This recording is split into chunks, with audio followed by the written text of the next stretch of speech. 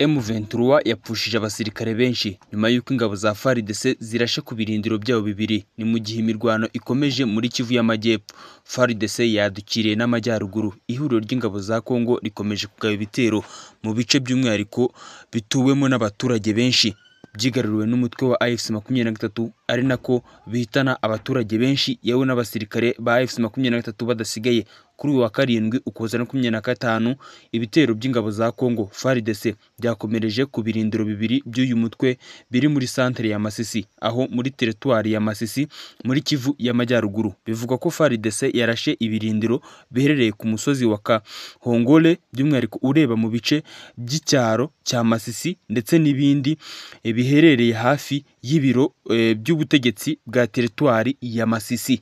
Abahaye amakuru Actualite CD bo muri centre ya Masisi bavuze ko drone ya FARDC yabanje kuzenguruka hejuru y'aka gace mbere yo gutera ibisansu kuri ibi birindiro byombi. Ibi bitero by'indege bije bikurikirana n'ibindi FARDC yagabye muri centre ya Nyabyondo iherereye nayo muri territoire ya Masisi, aho ni mu ntara ya Kivu y'Amajyaruguru. Centre ya Nyabyondo ni kamwe mu duce tw'ingenzi muri Masisi kuko iri ku marembo ya Warikari AFC-23 yifashisha, ndetse anafashe tariki ya 9 Werurwe 2025 iyambuye imitwe irimo APCRC na NDCR. Nyuma ya centre ya Masisi, ibitero bya FARDC yarashe no ku ngabo za AFC-23 zo mu Vyondo cyangwa se zo ku Bukombe. Ahangaha rero bamaze kuharasanaho ku buryo AFC-23 nayo iri kwatakariza abasirikare. Agace gaherereye hagati ya centre ya Masisi niya Nyavyondo. Ahangaha hari ibirindiro bya AFC-23 byamaze kuraswaho n'ingabo za Kongo zifashishije drone. Ubona ko ibintu biri kugenda bihindura isura ku buryo buteye ubwoba. Ihuriro ry'ingabo za RDC by'umwihariko ryadukiriye Kivu y'Amajyaruguru mu gihe kuva tariki ya 2 Ukuboza rikomeje kurasa ibisansu byinshi mu bice bya Kivu y'Amajyepfo muri Kamanyura na Kaziba. Abaturage baricwa, abandi bagahunga, imitungo yabo ikanangirika ku buryo bukomeye cyane, ku buryo bafite ikibazo cy'uko bashobora kuzagaruka yewe bakabura aho bashobora gutura. Abarwanyi ba AFC-23 bakomeje kugenzura ibi bice, banakora ibishoboka byose kugira ngo umutekano w'abaturage ukomeze kubungabungwa. Ni ibitero RDC iri gufashwamo n'u Burundi bwinjiye muri iyi ntambara byeruye, kubera abasirikare benshi bari kuburiramo, nubwo abasirikare babwo nabo bakomeje kugwa muri iyi ntambara bikomeye cyane kandi ubutitsa, nyuma y'abandi benshi bari kugenda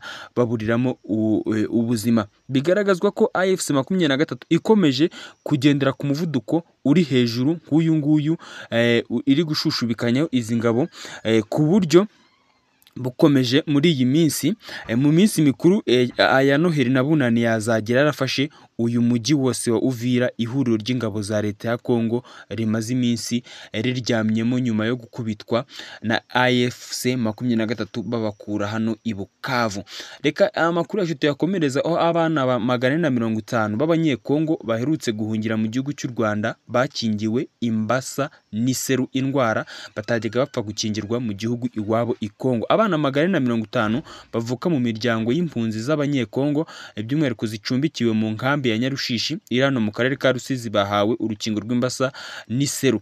Ikindi kandi umukozi muri iyi nkambi ushinzwe ubuvuzi mu miryango wita ku bikorwa by'ubuvuzi Allight Dr Manirumva by'umwihariko yabwiye RBA ko abana bari gukurikiranwa. Ikindi kandi ko iri kingirwa ryagenze neza kandi bose babashije kuba bakingirwa kujya. Ati tugomba kumenya tuti ese bafashe inkingo cyangwa barazifashe. Mu byo turi kureba ni ko hari abana benshi by'umwihariko bari mu myaka y'ubutoya kandi bagomba gufata zino nkingo kugira ngo bitazabakurikirana naho bazajya, kuko niba umuntu yakwatse ubuhungiro uba ugomba kumuhereza ibintu byose. Ndetse kandi bari gukingira abana bafite imyaka 15 abenshi nyine bakingirwa zino ndwara aba ari abakobwa kugira ngo zizabarinde kanseri z'umura n'izindi ndwara nyinshi zigiye zitandukanye.